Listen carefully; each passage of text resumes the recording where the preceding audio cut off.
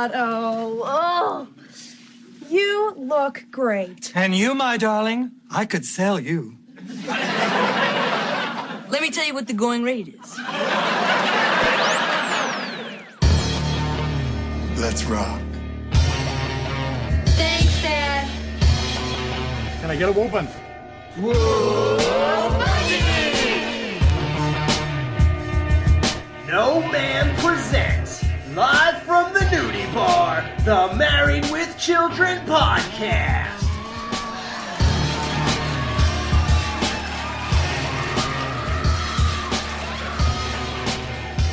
And here are your hosts, Jerry, Justin, and Al. Hey guys, the day has come. Here we are, the season finale of Married with Children. Season 2 is upon us. Wow. We started this show the first week of 2017, and we are already at the end of Season 2. My name is Al, and I am joined by the guy who is the fourth triplet, Jerry. What's up, man? Man, I don't even know what to say to that. Because Otto's supposed to be the fourth triplet. Are you saying I'm Otto? Wait a second. And I'm also joined by the guy who is wondering why a man can not be a florist and get some respect. Justin, what's up, bro? What is a florist? Is that like a flower person? Yeah, like they have a flower shop. They sell flowers. Oh. They take care of flowers and all that kind of stuff. There's actually some decent money in it. Well, but they do have a point there. Yeah. It's like being a chef. I'd rather be a man. So this is called All in the Family. Of course, that is a play off of the show All in the Family. Now, I've spoken about strange and bizarre coincidences that happen on a weekly basis in my life. Some more bizarre than others. And, you know, there's a couple non-believers out there. I got into it way more on my horror podcast, The Skeleton Crew. But, you know, I did mention how when we recorded Build a Better Mousetrap, how I found a dead mouse in my shop that morning before we recorded. So, another bizarre coincidence here. Labor Day weekend has just passed. We just had a 3-day weekend, and guess what? So has your favorite TV lowlife, Al Bundy, in this episode. What timing. We just had a 3-day weekend, and now we're going to review an episode where Al has a 3-day weekend. Wow. The scenario here is that Al's quiet 3-day weekend plans to watch his favorite John Wayne movie Hondo are ruined when Peggy's eccentric relatives come to visit the Bundy household.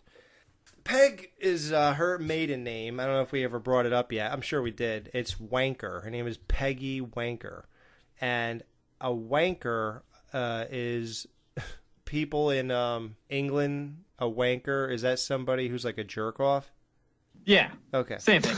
Yeah. So that's her name. And Wanker County is this like mysterious, like I guess they're painting Peg to be like a hillbilly inbred type person who's like her mom and dad are probably like brother and sister. Like, did her parents move out of Wanker so she could go to high school in the same place as Al, or? Wow.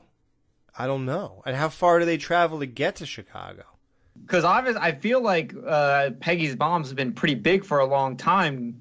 So, because Al seems to have always known her as big. Right. Well, she's so big, she sleeps in 3 beds and the triplets sleep in 1. Yeah, and she travels in a horse trailer. You know what? Maybe I don't even want to get into that rabbit hole. Let's just keep going. I don't want to go into that. That's too much for me to handle. Yeah. Much like his mom. So this episode is written by Marcy Vosberg, Sandy Sprung, and that's it. And it's directed by Linda Day, who is always at the helm, seemingly. Peg, you were great last night. You did what every man dreams his wife will do. You were asleep before I got home, and you were out of bed before I woke up. How can I ever thank you? You could stop eating beans before bed. Hey, what's all this? I get breakfast too. Oh, Peg! Bring it on.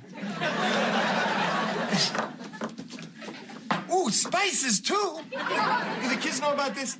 No. Good, bring it on. Al, honey. Yes, sweetheart. Before I serve you, I have some great news. Oprah Winfrey finally exploded?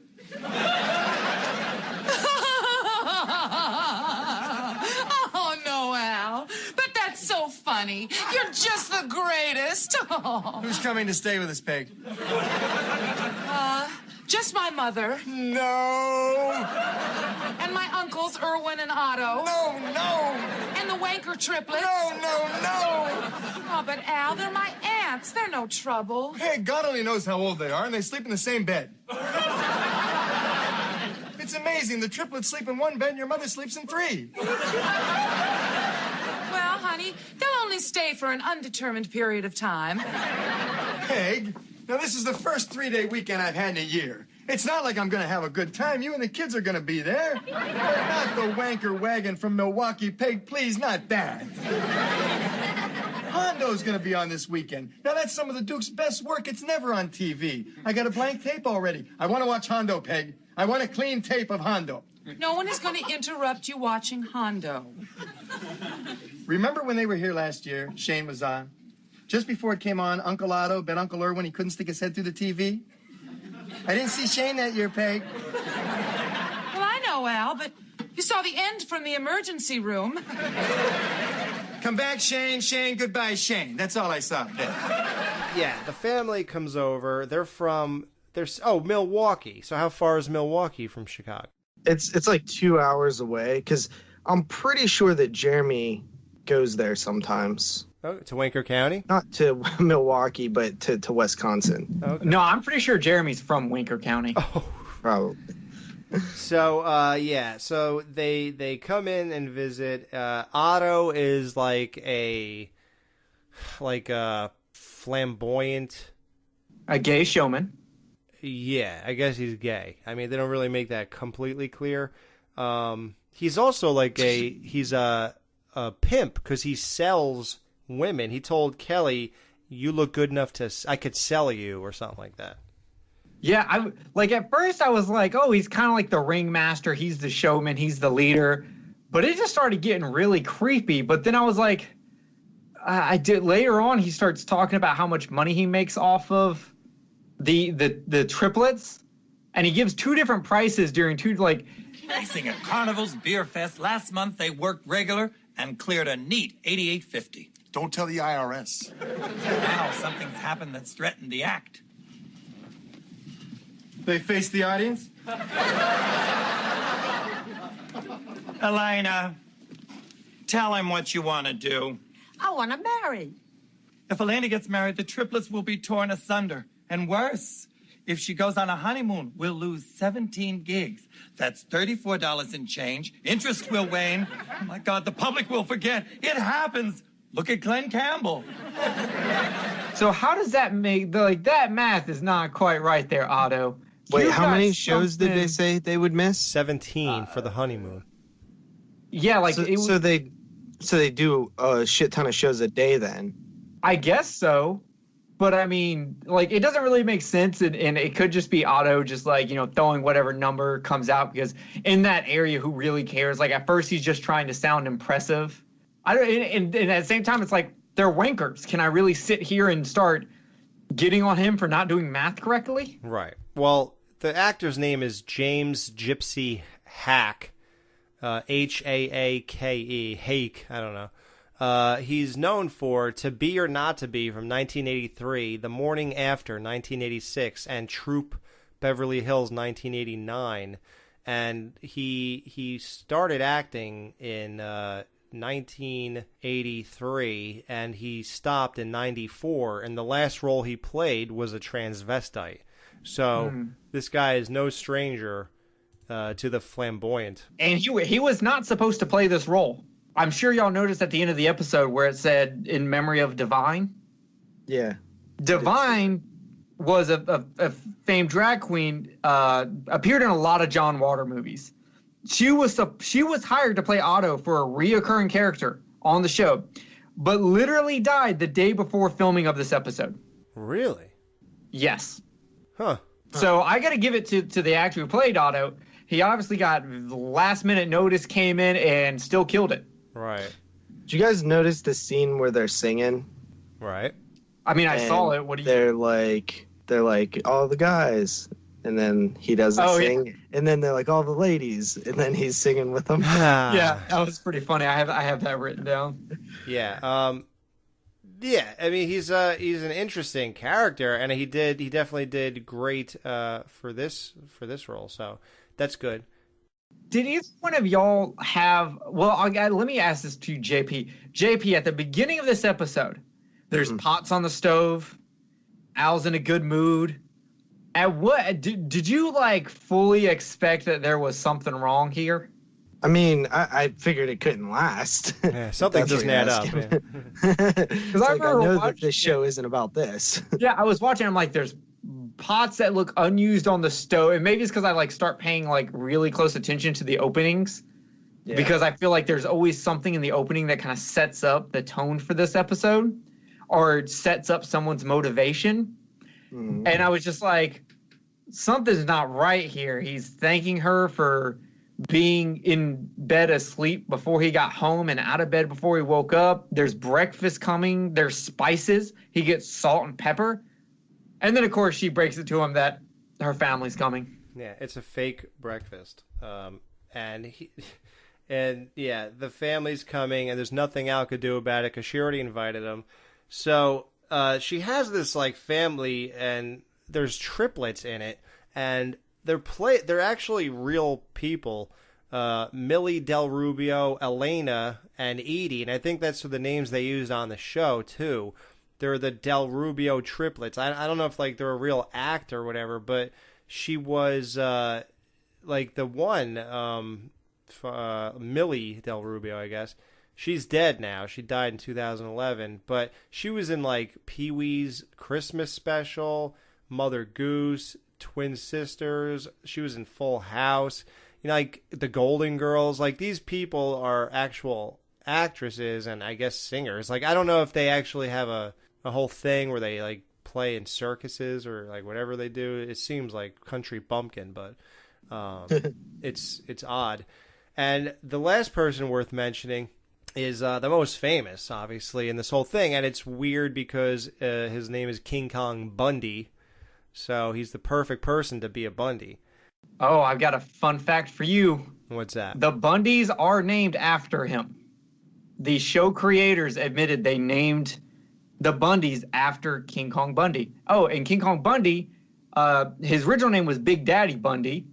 And that Bundy is for Ted Bundy, the serial killer. Wow. They wanted him to have they weren't. So no matter how you look at it, my original theory that they were named after Ted Bundy is kind of true because King Kong Bundy was named after Ted Bundy, who Al Bundy is named after King Kong Bundy. Oh, JP, you know how in the last episode you pointed out that people come back and play different characters? Yeah. Later on in the series, King Kong Bundy comes back to play himself, King Kong Bundy, right.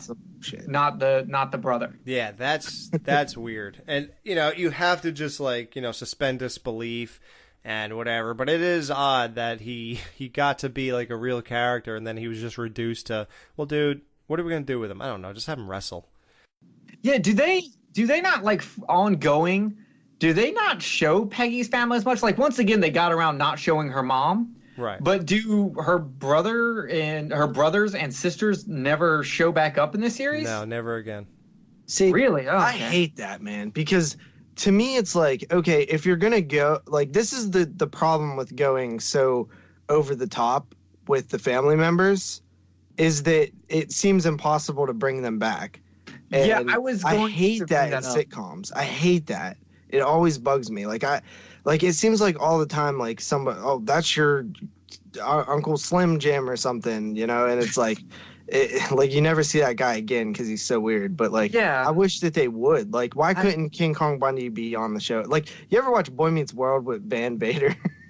No. he's like this Frankie Stechino's dad, and he always appears. Yeah, like a few times. You know what I mean? But I don't like that they went so over the top with the family members, honestly. I agree also. That's actually one of my complaints. And it's only because I'm in the same boat as JP. I was just like, how do they bring them back? How do they incorporate this again? Like, I feel like they went too over the top to make the episode funny.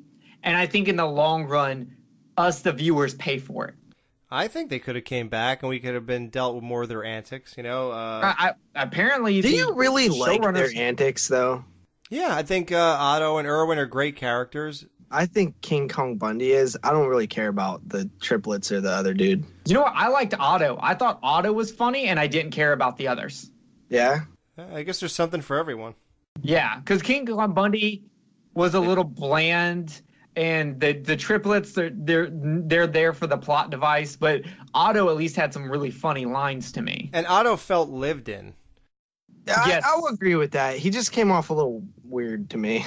I think that's on purpose. Yeah. But hey, before we move on from King Kong Bundy, I do want to give a little background information on him. Yes. He's known as a big time wrestler, but he actually is not as big as I think people think he is.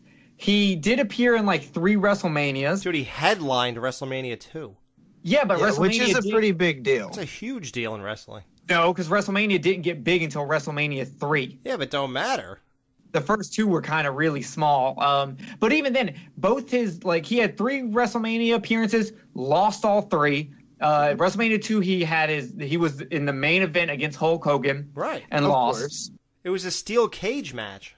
Yeah, it was a steel cage match. I'm just saying, like, it's not as I don't know. I felt like King Kong Bundy was a bigger name in wrestling. Well, he is what he is, right? He's in the era where they need a big villain for your big hero to go up against. Right, Hogan would be nothing without these battles. He fit his role. No, he didn't. Hulk Hogan didn't get any fame off Bundy. Hogan got fame off of Bundy's killer in the series, which is Andre the Giant, because Bundy and Andre the Giant had actually a feud going on too, but Bundy almost always lost because that's like the only time Bundy had to go against someone that was bigger than him. And I think if Andre had never came around, Bundy would have been a much bigger name. Well, Andre was undefeated. Yeah, but you're simplifying a lot of it. Like, Andre was undefeated, and Bundy had a feud. He was always teamed up with Big John Studd. They were like the evil team. Then it was Hogan always teamed up with Andre, and they always had tag team matches that were legendary.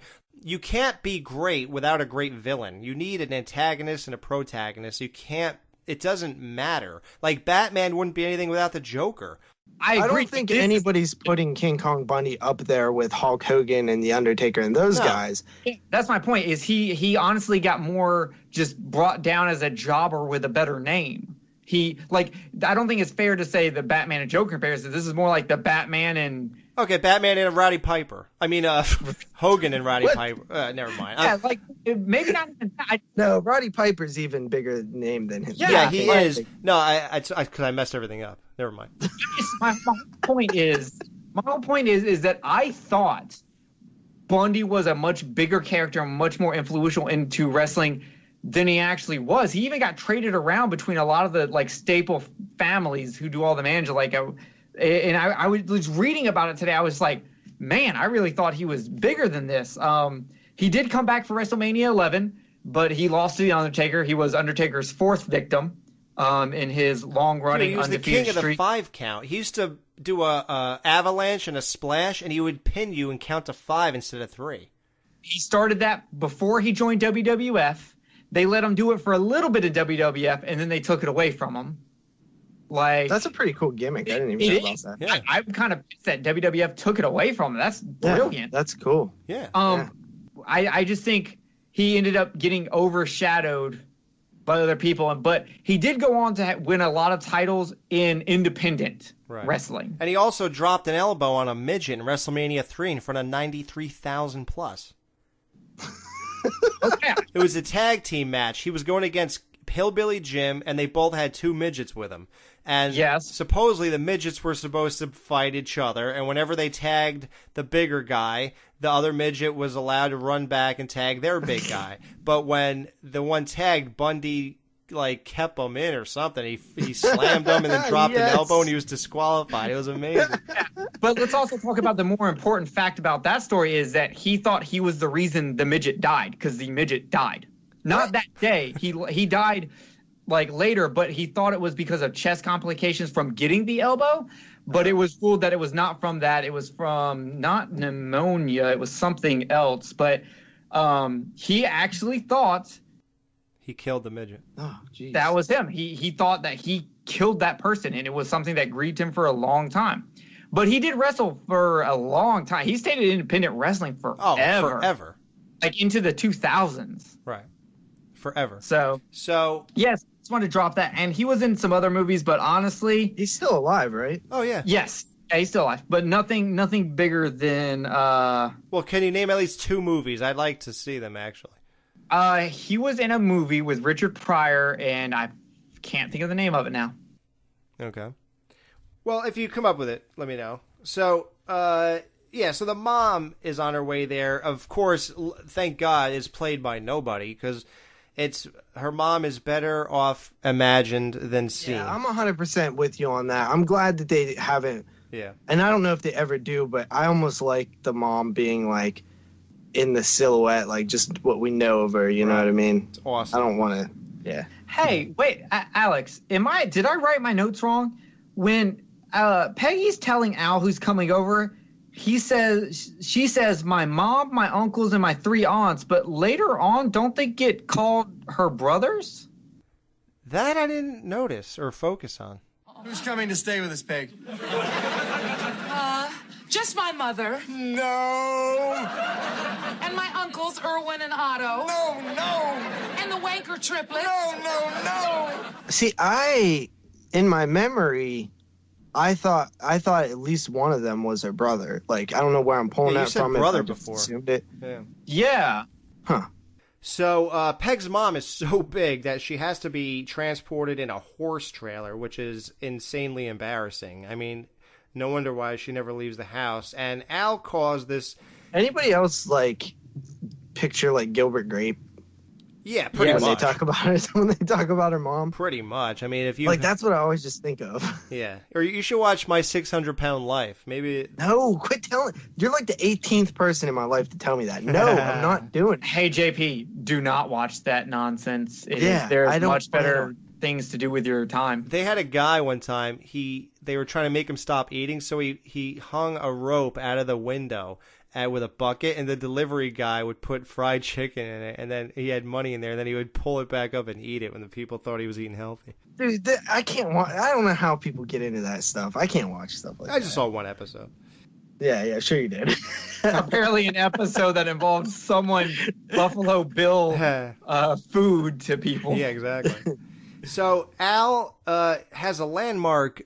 It's classically, a lot of memes go around the internet now, and one of them, the most famous one, is Al putting like the fake handgun to his head, and that happened on this episode. So Wait, that was his first time doing it? We haven't seen him do that before? I don't think so, because it stuck out to me this time around. So I don't think it did. That's the only problem with like shows like this, because you've seen memes. There's a lot of times where you just take a staple of the show and just automatically assume it's been there from the beginning. It's harder to pinpoint where it started. Right. Mm-hmm. Yeah. So the festival, the Inbreds, is in full effect, and these triplets are insanely annoying. Like there's hoedowns where they got the guitars and they're singing "My Only Sunshine." Like I would have a real gun to my head at that point. Well, now that we're all together, how about a hootenanny?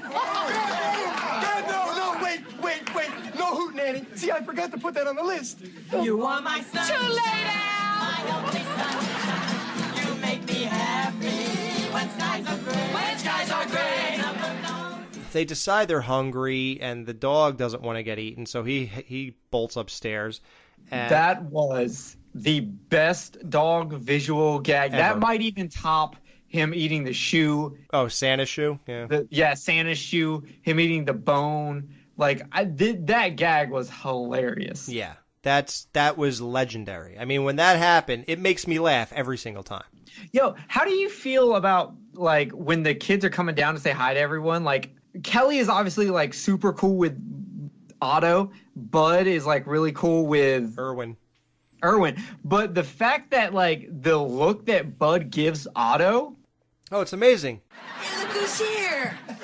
Uncle Irwin. Otto. I'm pretty sure Bud thinks that Uncle Otto is the uncle that would touch him. I'm just saying, like, that look, I was just like, that is either a, like, ignorant stance of homophobia, or he is legit worried that he's going to be touched. Yeah. Creepy. When does the line happen with Kelly where she's like, what about the kid that works at the feed store?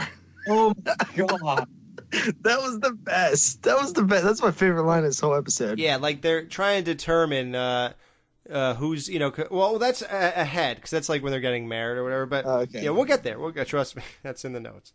So Irwin ate 1,000 French fries during his lunch because, the kids weren't interested in going to college anyway. So Al took everybody out to lunch. Now, the strange thing is Kelly actually truly does not have an interest in college. She'd rather go to modeling school when she gets out of high school. But Bud actually does go to college. So hopefully it seems like Al was able to collect some scratch before Bud actually graduated high school. So that's good.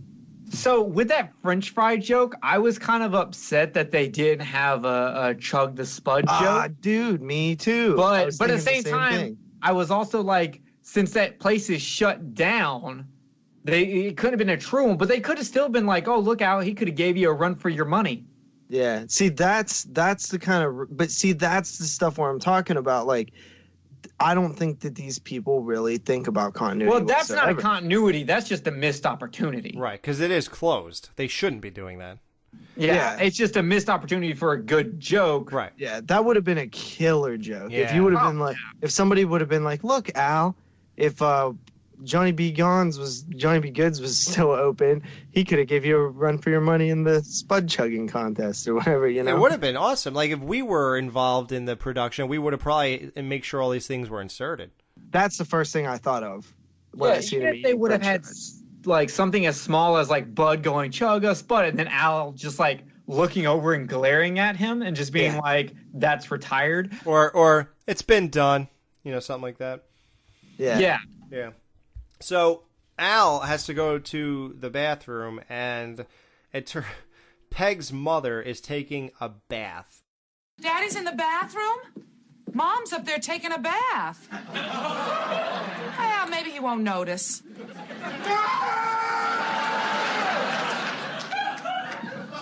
Peg! I'm blind! Very funny, Al. No, really, Peg. I saw your mother naked, and everything went black. I think my eyes were trying to protect my heart. No, I'm not going to see Hondo, Peg! Stop being a baby. It's only hysterical blindness. Happened to her, doctor. It wears off eventually. You know what it made me wonder? How big is their bathtub?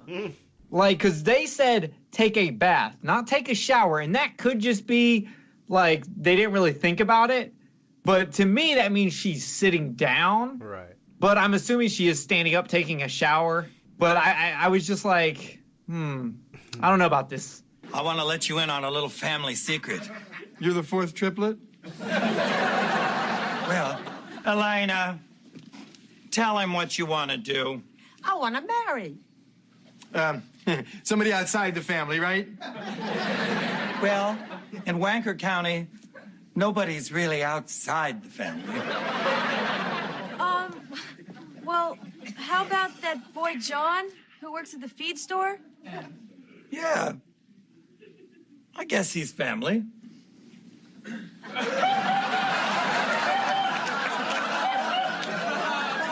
Otto has some news. It's not that he's the fourth triplet, so it could be you, Jerry. We still don't know because I'm not from Wanker. I'm sorry, I'm not. Now, someone on JP's other show could be from Wanker. I think there's a strong possibility. Well, as JP mentioned, Elena wants to marry, and no one's outside the family in Wanker County. So no one's outside the family in there. It's pretty incestuous. I guess it started off with a big family moving there, and it just multiplied from there. And Peg is a product of it. So Kelly hears this, and it, of course, raises concern. And she says, "Everyone's in the family over there. So what about John, the guy who works in the feed store?" And he goes, "Yeah, I guess he's family." And then she just puts her hand like a face palm, and just walks away in shock. Mm-hmm. What would you do if, you were on a tear when you guys, well, JB could still do it. Me and Jerry can't do anything. But when you were now and when me and Jerry were younger, if we were on a tear with chicks, we were doing really good. We sort of got a new chick every 3 months or so, or even less.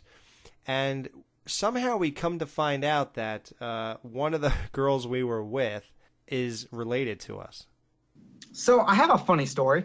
Oh, God. No, okay. No, this is legit funny. Okay, so in 11th grade, I moved back to Alabama. And there was this black chick that was really hot. And I was hitting on her. And I didn't know her last name.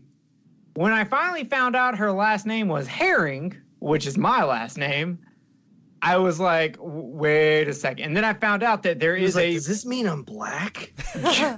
So, but I was like, wait a second. And she stopped talking to me because I was just like, oh, my last name's Herring. Maybe we're related. And she just stopped talking to me. And that's the part where you say to her, you do realize you're black. I never got to talk to her again, so I never got to bring up that point or anything like that. And funny enough, this was right before winter came. So when you would drive to the school, because she lived right next to the school, their front yard had a big lit up Christmas sign that said the Herrings. And I was just like, man, if I would have just waited to flirt with her closer to the winter, I might have been okay. But I never got that, and it's very sad. I know you thought it was going to be from Alabama, so you thought it was going to be my cousin. Though I did meet a white chick who ended up being a Herring, and I never found out if she was related to me or not. Wow. We have to explore this one day. So, Elena wants to marry, like I said, and if she marries, she ruins the family business. Like you said, Otto has an inconsistent explanation of monies for the family. Here's a weird thing about King Kong Bundy in this episode. Are you talking about where he's constantly like looking off to the side? He's looking at the camera. If you yeah. look at the part, I'll play the clip so everybody knows exactly what to watch. Look at when Al debates if he's going to offer advice or not. Al, you're a professional man, a shoe salesman. If anybody can solve this, you can. Solve what? Should she marry or not? Peg, I'm not touching this, and I mean that in every sense of the word. Every time I get involved in one of your family's problems, I always end up missing a good movie and getting called an idiot. Well, not this time, Al. They need you. Look at their faces. All right, I'll help it. I'm not looking at him. Elena, did you actually find someone willing to marry you? Yes. And you have my blessing and he has my pity. Do it. God, you're an idiot.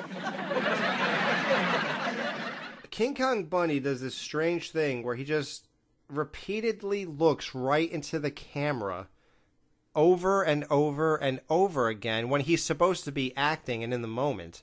Yeah. Then he goes around the other side of them and looks somewhere, then looks at glances at the camera again. And I'm like... Yeah. Well, you got to keep in mind, he's not professional. To him, Al is a professional man. He's a shoe salesman. Well, he's not a professional actor. I mean, you could consider wrestling acting, but I guess. But yeah, it is just odd. So make sure you check out the scene that of the clip I played, and look how weird that is. So the highlight of the episode, although I love this crazy family, I mean, it's a classic episode. It's the season finale, and we, of course, as we review it, that will be taken into account.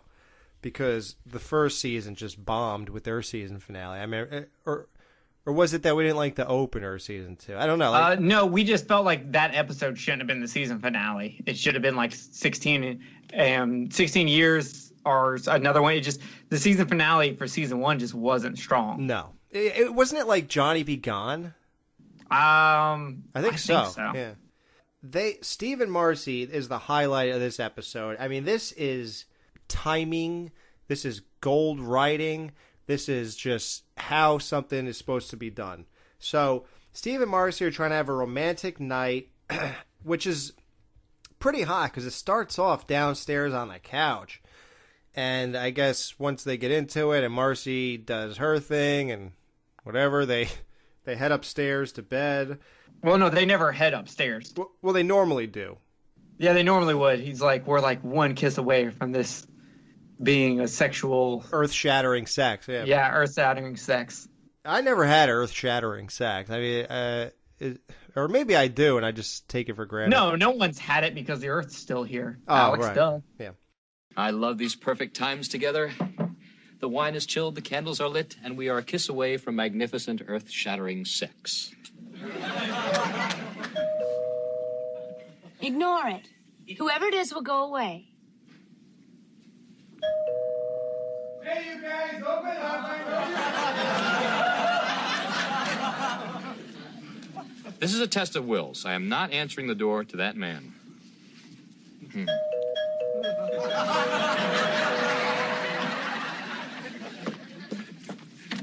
As this scene started, it occurred to me, did you guys think about this? Like, why don't they use this set more often? Like, it cost a lot of money to have sets and stuff. Why have a set that you use like once or twice a year? You know, that's a good point. And I'm actually thinking about the last time they used that set. Do you notice they almost only ever use the camera angle from the front? They never, like, even with the Bundy house, you at least get some side shots, some kitchen shots, but they only ever show the living room and pretty much looking straight forward. They might do close-ins of like them on the stairs, but it's always the only thing that's built. Yeah, right. Yeah, maybe that's why they don't use it a lot. But I'm with you. They need to use this set a lot, but they need to do it before Steve leaves, because once Steve leaves, I won't care about this set. Oh, dude, Jefferson is awesome. You'll like him, trust me. No, it'll be tough. I understand. I love Steve episodes more than Jefferson episodes, but I do love Jefferson. Oh, man, what a date. Give me a beer, will you, Marcy? Al, we're trying to have a little romantic thing here. Well, go ahead. Don't worry about me. Marcy, you got any tuna fish in there? Al, I was about to take her upstairs and you interrupted. Then you owe me one. You got any pretzels? You might have been wondering why my house is tilting. Peg's relatives are in town. 6 of them. Well, 12, counting her mother.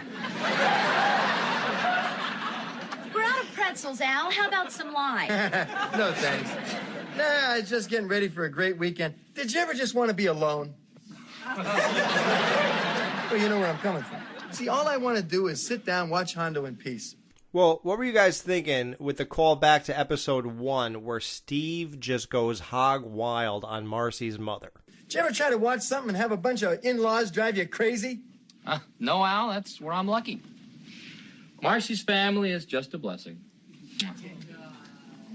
Of course, her mother does leave little wadded up bits of Kleenex around wherever she goes because of that one runny eye she has, but that's not her fault.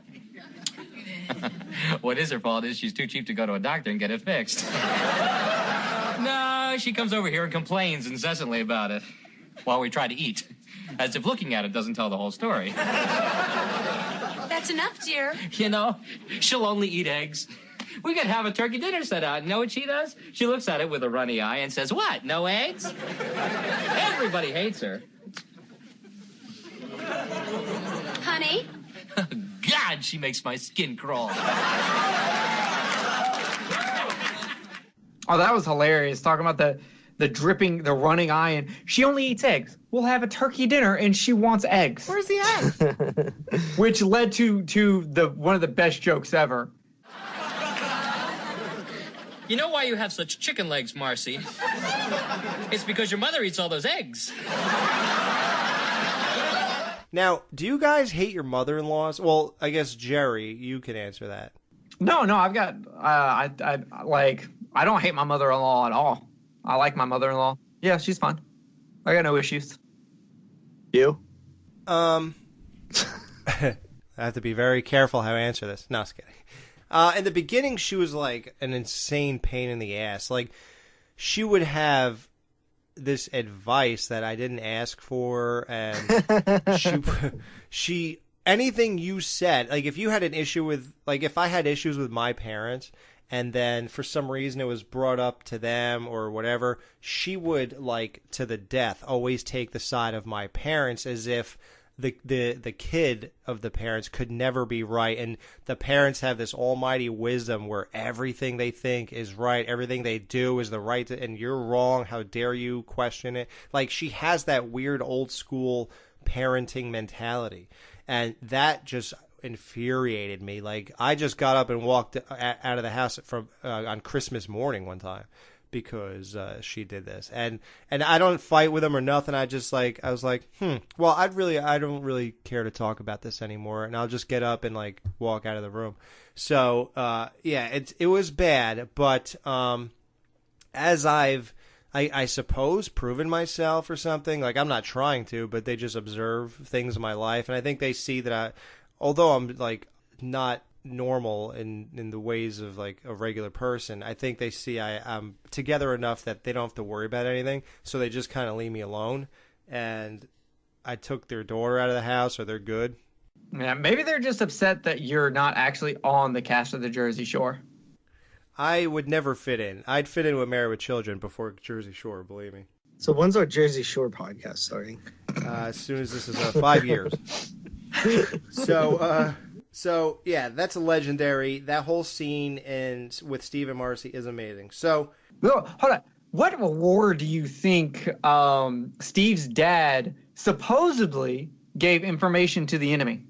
Because Steve comes out saying, "Well, at least I have a father." Which, wow, that's cutting deep, yeah. Steve. It's a little hardcore. And Marcy's reply is, "Well, at least mine never sold secrets to the enemy during the war." And he's like, "That was never proven." I'm like, damn, which war? Cold War? Yeah, that's what I was thinking too. Which war? World War II? What are we talking Well, here? just go back 50 years or so, or 30 years. He had to have Steve when he was 30. So go back to when he could have been 20 or whatever, and just do the math. I guess it would have to be Cold War, because Vietnam and such is late 60s, 70s. So before that would be Cold War. Before that would be World War II. And Cold War is where you had more people to sell to. Yeah, it was an information war. Right. So that's obviously it's the answer. It's got to be that. Right. So we don't have to address it in season 2 wrap-up show. So one of the triplets ran away, which, nobody could care less about. That is definitely a weird plot point that I could care less. Like, it didn't mean anything. I guess it's a plot device to get Al out of the house and to say, do not touch the TV. I'm recording Hondo. That's the big, and I would like to watch Hondo. I mean, this is not the first time Al talks about this, and this whole like shame, come back, shame, or Shane, whatever his name is. Shane's a different movie, by the way. The movie he's talking about in the first. Wait, so was he wrong, or am I wrong just now? You're wrong. He references 2 movies. Oh, okay. The first one he's talking about that he missed the last time right. is a completely different movie. It's another. It is a western. It is another western, but right. Hondo is a completely different western. Hondo is a 1953 Warner Color 3D western. Really? Starring John Wayne. Okay. And just a little inside, Ed O'Neill is actually a huge fan of this stuff. Like, that this is not, they probably asked him like, what are you into, this and that, and they thought it was funny enough that they actually made it a part of his Al Bundy character. So it's actually in 3D. That's crazy. Yeah. Yeah, directed by John Farrow, and it's starring Geraldine Page, Ward Bond, Michael Pat, James Arness, a couple famous people, and of course, like we said, John Wayne. His name is Hondo Lane in the movie, and it's I guess it's pretty respected. And what's the one? Shane. Shane also came out in 1953, but it doesn't have like John Wayne in it, so it's not as well known. Is it in 3D? I don't think so. I think it was a much lower budget movie. Yeah, it's directed by George Stevens, starring Alan Ladd, Jean Arthur, Van Heflin, Brandon DeWilde, and Jack Palance, who we know who that is, Jack Palance. So they're pretty relevant movies, I guess. I'll probably watch them eventually just to say I did. I've seen Hondo. Hondo's actually pretty good. Yeah. If you like westerns, because westerns are kind of like, some people don't like mafia movies, some people don't like westerns. Right. So it depends. Yeah, mafia. Like, shout out to our buddy Don, a listener of this show. He just started a new horror podcast called Horror Mafia, and they're off to a great start. So check out that show. Really good stuff. Good guy. It's time for No Ma'am to take a little break in the jiggly room. I'm the DJ, and I'm gonna play a little bit of music that was on this week's episode of Married with Children. You are my sunshine, my only sunshine. You make me happy when skies are. You'll never know, dear, how much I love you. So please don't take my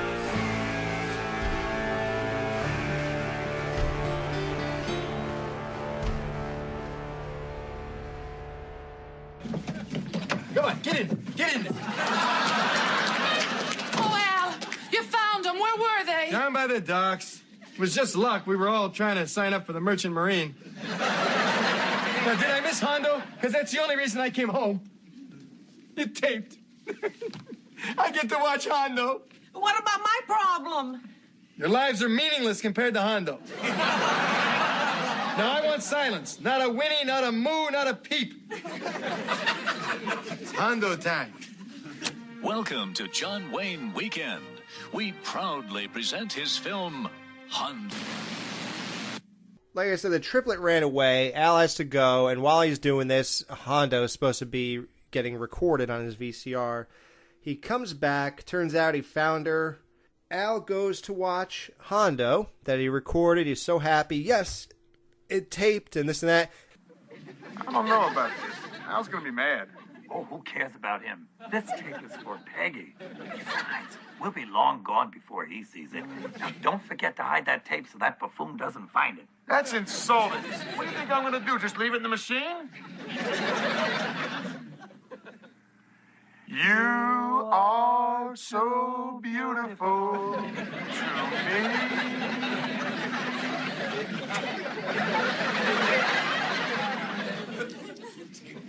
You didn't hide it, did you? But here's the thing. This doesn't make any sense. And I think, here's my theory, which I always thought, and now, of course, I know better, but I still think that this is what they're implying here. I almost think that they want us to believe that they recorded that with the VCR. This video of the two of them. As if they somehow did that. Like, no, you need a video camera. Like, there's no way. Yeah, that's how I took it, too. Like, the VCR was capable of doing that. Wow, I didn't even think about that. Yeah, because keep in mind, like 2 episodes ago, Steve, I think it was 2 or 3 episodes ago, Steve talked about getting a super VHS with his $500, which is a camcorder that uses VHS tapes. Right. Yeah. Yeah. But you're right, because when they're filming, they go, what do you think I'm going to do? Leave it in the VCR? Why would you even put it in the VCR unless you... Right. The explanation is they put it in there to watch it to make sure everything was good, and then they forgot to take it out? I don't know, but I don't that think is that... atrocious, is what it is. that's obviously something where you can either go, that's really bad writing, or for the visual gag, you have to have it. Yeah, but I think that's what's happening here, and that is bizarre. Yeah. Oh, there was a little fact that you did mention this, and I was reading it, so I figured I would clear the air on it. Basically, you're right. The Hondo does get mentioned again, and it's in 1994. An episode titled "Assault and Batteries" has a subplot in which Al is desperate not to miss a television airing of Hondo, because he explains it's the best John Wayne movie and it only airs once every 17 years. Ooh, so that's inconsistent because he watched it clearly less than 17 years ago. Yeah. Wow, that's weird. Yeah, but just going on to the last episode, I'm okay with that because it's multiple seasons away. So as long as it's not in the same season, then I don't mind. Yeah, it has enough distance. Yeah. Yeah, you need distance with your mistakes.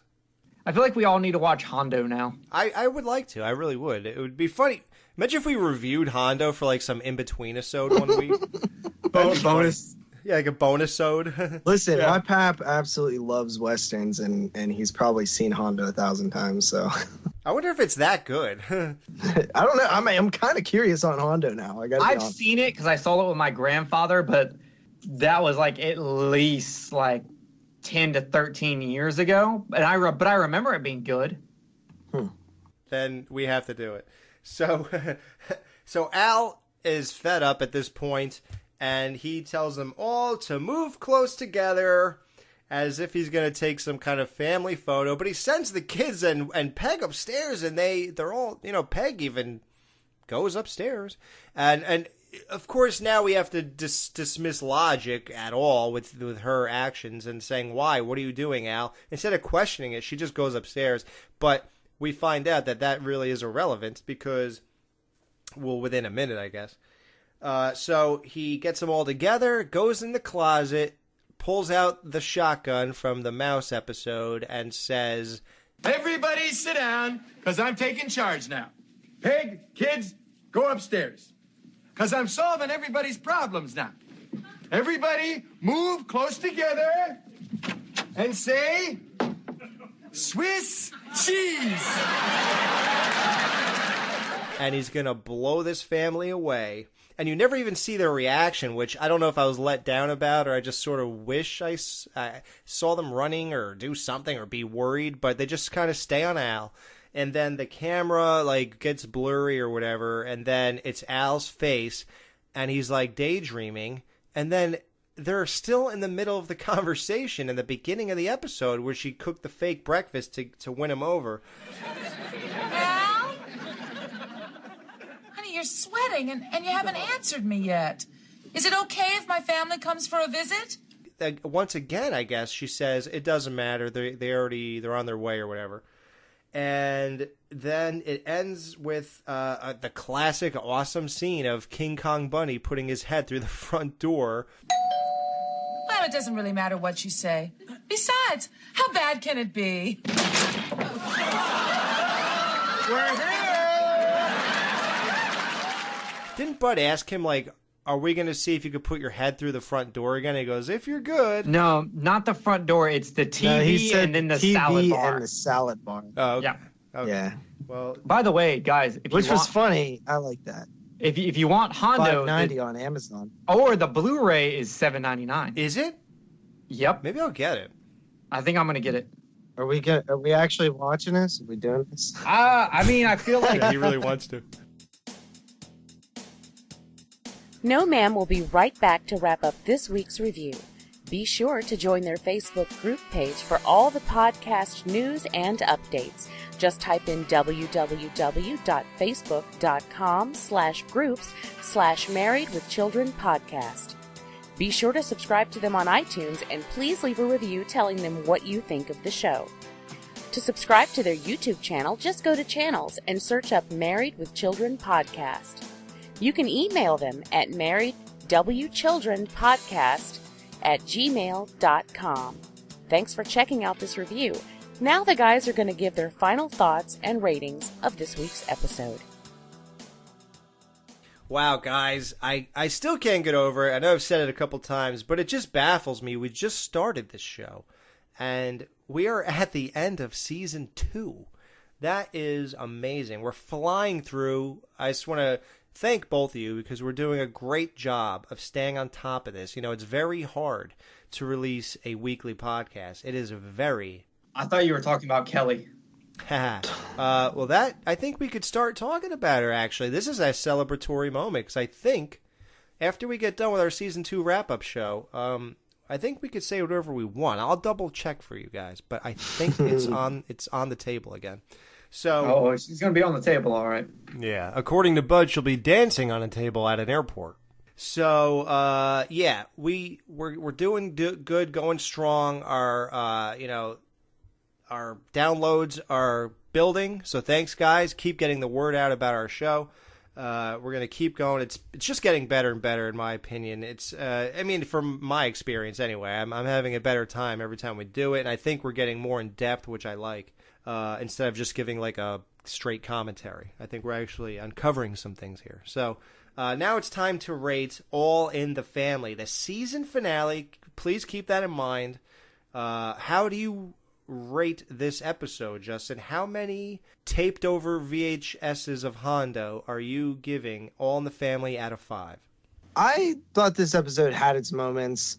I loved the joke, the incest joke with Kelly. Like that's like a highlight of the season for me, just because like it was just so, it's just, you know, that's really just something else to make that joke. I like the reoccurring like King Kong Bundy like putting his head through stuff. If you're good, like, isn't that what an uncle would say? You know, but just bizarre because it's what he's talking about. The road stuff is good. I did not care about the triplets at all. They were like just throwaway characters. I like the mention of the mom and stuff like that.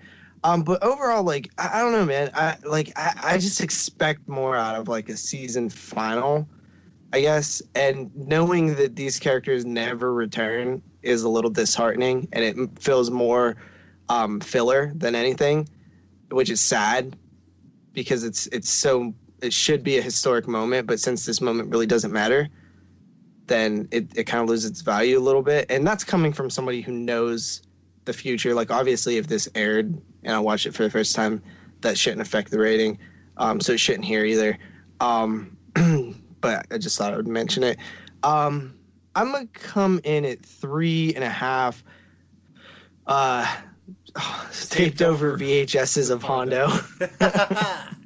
That's a good rating considering everything you said. But I'll get, when I talk, So, Jerry, how many taped over VHSs of Hondo out of 5 are you giving All in the Family? I'm actually at 3.5 also. While I find I find the episode funny, I do think they go a little bit over the top of the family. But I loved Steve and Marcy's bit so much. Like, that was really good. I think all in all, this episode has like really high creativity. But there's also points that I don't like the triplets. So I don't know. I feel like I'm on the fence whether I would go back and watch the show, whether I would. And I guess if it's on, I wouldn't turn it and change it to another episode. But if I'm going back to season 2, I don't see myself going back to like this episode. So 3.5 taped over Hondo VHS tapes. Okay. Well, I love this episode. I think it's really cool. I love all the mystique you add to Peg's mother again. She sleeps in 3 beds. Triplets sleep in 1. She gets brought in a horse trailer. It's just amazing. I love King Kong Bundy as a wrestler. I'm actually a big fan of him. And I have a lot of his old tapes and stuff like that, and I transferred them to DVD. Like I'm pretty big into him and Big John Studd and Andre and Hogan. So that's like kind of my thing. I don't like Otto, but I respect or I appreciate what he brought to and now even knowing what he did. Like the guy had to literally memorize his lines in which I don't think it's that hard actually. They don't have too many. I'm sure it wasn't a big undertaking, but he found the character like pretty quickly, and he's, like I said, he's the most lived-in looking guy. Although I love Bundy, I don't exactly believe in his character all that much. I feel like it's a guy trying to act. So I'm not exactly buying that. The triplets feel lived in. I believe in them, but I don't care about them. Like, they're as... I could care less the same way I don't care about Homer Simpson's father on The Simpsons. Like, anytime he starts talking, I just zone out. And that's how I kind of feel about these triplets. there were some cool bits, 1,000 French fries, head through the door. We'll see, like Justin said, things like that. The highlight, obviously, is, to me, again, Steve and Marcy's house. That is just comedy gold. And the great timing on everybody's part. Everybody was just shining in that whole segment. And Steve and Marcy had a perfect role. It's the perfect thing. They're not going to be in this episode. So Al escapes, and then he's there, and it just paid off in spades. I didn't care about the whole plot of this triplets leaving and stuff like that, and coming back, finding him at the docks or whatever. And, it's interesting to think that this whole thing is a dream. I don't even know what to make of that. I'm not sure how I feel about that. So what are you telling me? None of this happened? Is it worse in real life? Or he obviously they come through the front door, which is, I guess, something we should appreciate. But in real life, he puts his head through the door to say hello. So how much more crazy is the actual experience of them being there? And man, I wish I could have seen that. So maybe I do wish we saw them again, but I can't base this rating off of that, because as far as what I watched and enjoyed, that's how I'm basing it. So with all that together, I give it a 4 out of 5. I really like it. Always have, find nothing wrong with it. As a season finale, I could see it being a season finale, I suppose. It's a pretty big event. We're seeing Peg's entire family virtually, except for her father, which we'll see down the line. That's a big thing. So yeah, I could see this being that, but I think the game show episode probably is grander to me, so that probably should have been the season finale, but this is okay. So I don't have a major issue with it. So the next show, guys, is not an episode. Anybody who's a regular listener of us knows that at the end of every season, we do a season wrap-up show where we kind of tie up loose ends, some things we missed that we realized later. And that's why our Facebook page is so important. Join the Facebook group page, because we'll do an episode and you guys will say, hey, you know what? You didn't know this. You guys didn't mention this, but guess what? Blah, blah. And it's all interesting stuff that we could then bring up on the wrap-up show. So that's important. So you guys gotta give us information and we could address it. And that way no stone is unturned. That's how this should go. What do you guys think? Are you excited for the next show, the wrap-up show? How do you feel?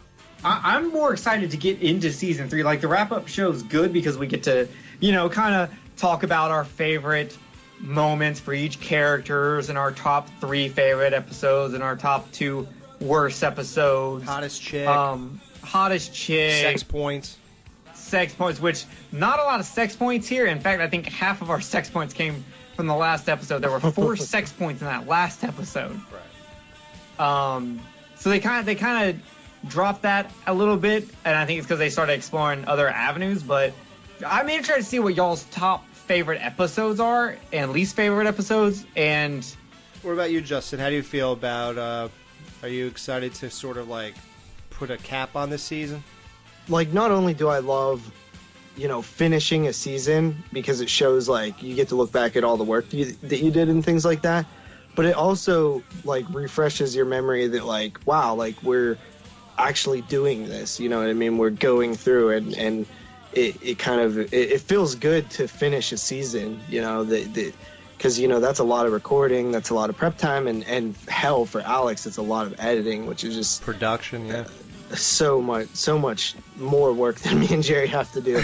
But that, then I'm okay, so the next time we record, it'll be an easy thing. But then it's really not, because I always forget stuff, and I don't take notes like you guys do. So to me, it's even more work than a regular episode is to try to remember everything. Yeah. But on the surface, it looks this is where we come and hang out and don't have to do anything except to talk. But really, it's actually more preparation. Yeah, in a way. Yeah, I get what you mean, though. It's more laid back. It's more relaxed atmosphere. But yeah, we still have a job to do. This is No Man, and we are the entertainment department. So we have to provide something here. We're not asking you to sit here and download and listen to us, dick around. Thumbs. Yeah. No, but yeah, we do strive to provide you with some content. So yeah, guys, tune in for that next week. It's weekly, just like everything else. So Next week, Season 2 wrap-up show, and after that, we kick off Season 3.